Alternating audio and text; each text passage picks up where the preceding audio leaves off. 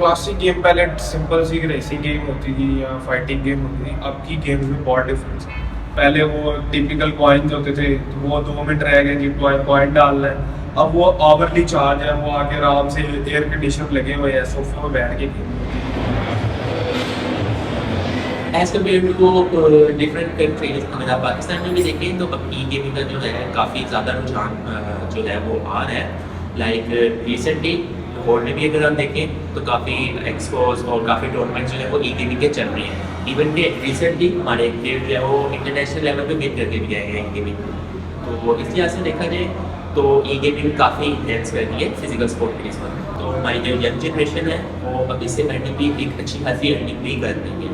Like environment एक provide आप कर रहे हैं तो उसके लिहाज से आपको जो अर्निंग है वो भी काफ़ी अच्छी हो रही है। लाइक अगर आप इसको फाइनेंशियली तौर पे देखें तो भी ई गेमिंग काफ़ी सपोर्टिंग है।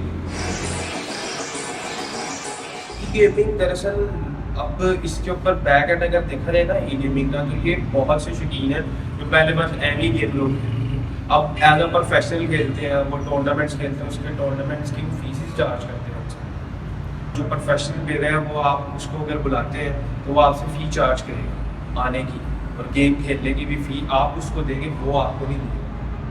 अगर जो इसको एज अ बिजनेस लेके जाना चाहता है तो वो इसमें कमा भी सकता है। ई गेमिंग का फ्यूचर अब आज जैसे टूर्नामेंट इंटरनेशनल लेवल पे होना शुरू हो गया। जैसे पहले फिजिकल गेम्स होती थी, अब जैसे फिजिकल गेमिंग्स के मैच होते थे, इस तरह ई गेमिंग के मैच हो रहे हैं।